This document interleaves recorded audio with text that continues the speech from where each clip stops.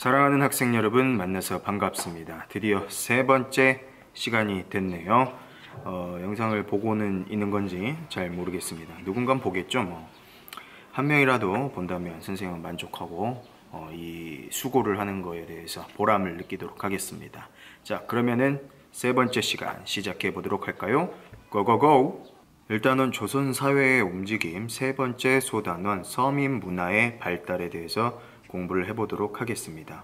조선 후기에 들어서면서 사회적, 경제적으로 많은 변화가 일어나게 되었는데요. 농업과 상업의 발달로 경제적으로 여유가 생긴 서민들이 많이 늘어나게 되었습니다.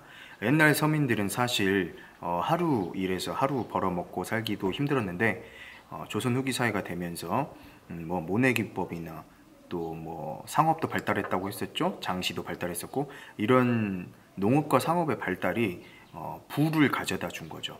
돈이 생기면서 경제적으로 여유가 생기면서 이제 먹고 사는 것 외에 어떻게 하면 인생을 좀 더 즐겁게 살 수 있을까, 이런 것들을 고민하게 되었다라는 거죠. 그래서 바로 서민 문화가 발달하게 됩니다. 그렇다면 조선 후기에 발달한 서민 문화는 어떤 것들이 있을까요? 지금부터 알아봅시다. 조선 후기에는 풍속화가 유행을 하기 시작했죠. 이때 그려진 풍속화는 사람들의 생활 모습을 재미있고 현실적으로 그린 게 바로 그 특징입니다.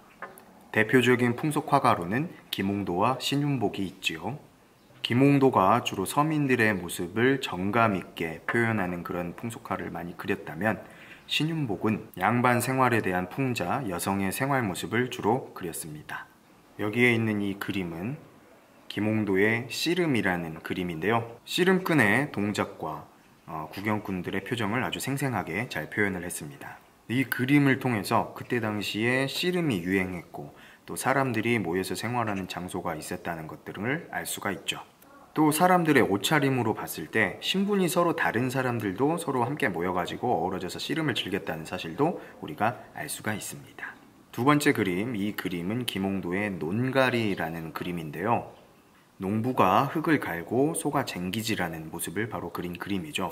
소가 위쪽으로 올라가도록 이렇게 표현을 했는데요. 그 모습이 아주 역동성이 느껴지는 그런 그림입니다. 다음도 역시 김홍도의 그림입니다. 김홍도의 서당이라는 그림인데요. 이 그림을 통해서 우리는 당시 아이들이 서당에서 공부를 했었고, 이렇게 아이들에게 공부를 가르쳐주는 훈장님이 있었다라는 그런 생활 모습을 알 수가 있죠. 이번에는 신윤복이 그린 그림에 대해서 알아볼까요? 지금부터 봅시다. 이 그림은 신윤복이 그린 미인도라는 그림입니다. 머리 모양과 옷차림을 그린 그림으로써 당시 여성들의 그런 모습을 알 수가 있습니다. 당시에 미인은 동그랗고 작은 얼굴, 그리고 가느다란 눈썹, 쌍꺼풀이 없이 긴 눈을 가진 그런 여성이었다는 것을 알 수가 있죠. 이 그림 속의 머리 모양을 가채라고 하는데요. 주로 그 양반집 부녀자들이 이런 머리 모양을 많이 했다고 합니다. 그런데 기생들도 이런 머리 모양을 했다고 하네요. 이런 풍속화를 통해서 우리는 조선 후기 사람들의 생활 모습과 당시의 의복, 그 사람들이 했던 일 같은 것들을 우리가 알 수 있게 되는 거죠. 또 조선 후기에 유행했던 그림으로는 민화가 있습니다. 아까 그 풍속화가 그린 사람이 누구였는지 알 수 있었던 것과는 달리 이 민화는 주로 누가 그렸는지 모르는 그런 작품이 많습니다. 일반 서민들도 이 민화를 자주 그렸고요. 그 도화서라는 그 관청에서 일하던 그림 그리는 관원들도 주문을 받아서 이런 민화를 그리기도 했다고 합니다. 이 민화는 아주 소재가 다양하고 그리는 방법에도 일정한 형식이 없었다고 하네요. 일상생활에서 쉽게 볼 수 있는 해, 달, 나무, 꽃, 동물, 이런 것들을 소재로 해서 건강, 장수, 다산, 이런 것들을 기원하고 소망하는 그런 그림들을 그렸다고 합니다. 그러니까 이 민화에는 서민들의 소망이 담겨 있는 거죠. 그래서 서민들은 이 민화를 사가지고 벽에 걸거나 병풍으로 만들어서 장식하곤 했답니다. 가까이 두고 이렇게 그 소망이 이루어질 수 있도록 기원하는 그런 의미로 썼다고 봐야겠죠. 자, 이 민화는 까치와 호랑이의 모습을 그린 자코도라는 민화입니다. 자, 까치는 좋은 소식을 전해주는 의미를 가지고 있대요. 그리고 호랑이는 나쁜 귀신, 뭐 잡기를 물리쳐주는 그런 역할을 한다고 하네요. 그래서 이런 것들 그려놔서 서민들이 좋은 소식이 들어오고 나쁜 기운들은 물러나라 이렇게 기원을 했다고 봐야겠죠. 자, 이 민화는 꽃과 새가 함께 있는 그림으로 화조도라고 하는 민화입니다. 암수 한 쌍의 새가 있는데요. 화목한 부부가 되기를 바란다는 그런 소망을 담고 있는 그림이죠. 외롭다. 다음 민화를 보도록 하겠습니다. 이 민화는 목숨과 복을 뜻하는 글자를 반복적으로 그린 백수백복도라는 민화입니다. 행복하게 오랫동안 살고 싶은 그런 바람을 그림에 담았죠. 이 민화는 사람이 지켜야 할 도리와 관련된 문자를 변형시켜서 그린 문자도라는 그림입니다. 특히 이 그림은 부모를 잘 섬겨야 한다는 효와 관련이 있는 그림이죠. 조선 후기에 서민들은 경제적으로 여유가 생겨나기 시작하면서 교육과 문화에 대한 관심이 매우 높아져 갔습니다. 이에 따라 서당이 늘고 돈을 받고 책을 빌려주는 곳도 생겨나기 시작했는데요. 그러면서 자연스레 문학을 접하게 되는 기회가 많아지게 되었죠. 그리고 이때 한글을 익힌 서민들이 많이 늘어나면서 한글 소설이 널리 보급되게 되었습니다. 이 한글 소설은 보통 어떤 내용으로 되어 있냐면요. 탐관오리를 응징하고 서로 다른 신분에 속한 남녀 간의 사랑을 통해서 당시 신분제도를 비판하는 등 여러 내용이 있었습니다. 대표적인 한글 소설로는요. 홍길동전, 춘향전, 심청전, 흥부전, 장화홍련전 등이 있습니다.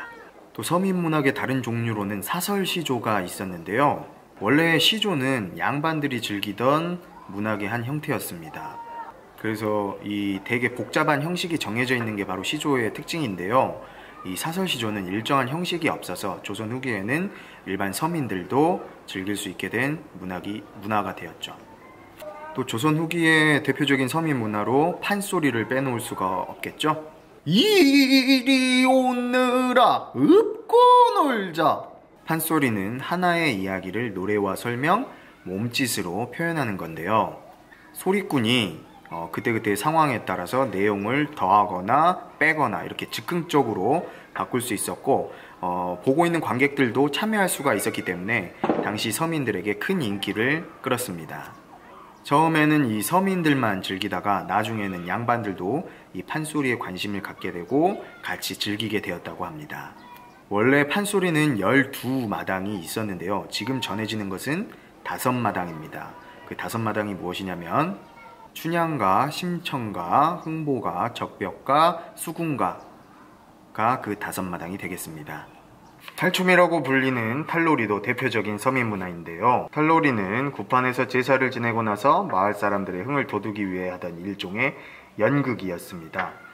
풍년을 기원하는 마을 곳에서 시작되었다가 상업이 발달한 곳을 중심으로 점점 발전하기 시작했죠. 주로 장터나 사람이 많이 모이는 곳에서 공연이 되었는데요. 그럼 이 탈놀이는 어떤 내용을 담고 있었을까요? 서민들의 생각이나 감정을 솔직하게 표현하여 인기가 많았는데요.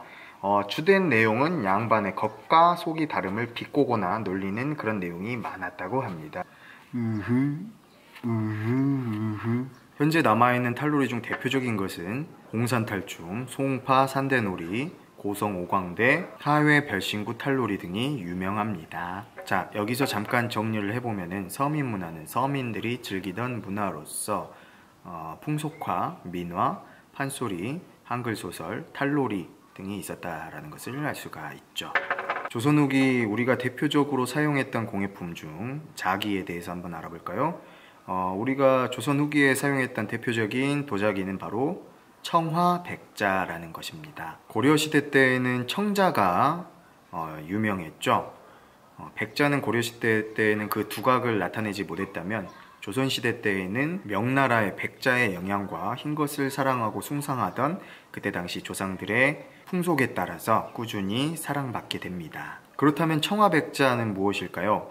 흰 바탕에 푸른색으로 그림을 그려놓은 백자를 말하는데요. 주로 항아리, 술병, 접시, 필통 등 실용적인 목적으로 쓰이는 것들이 많았다고 합니다. 자, 또 우리 조상들이 사용했던 것 중에는 옹기라는 게 있는데요. 옹기는 주로 어떤 용도로 사용했을까요? 주로 곡식이나 장류를 저장하는 용도로 사용했습니다. 옹기의 그 표면에 나 있는 작은 구멍이 공기를 통하게 해가지고 곡식이나 장류를 오랫동안 보관할 수 있게 해줬다고 합니다.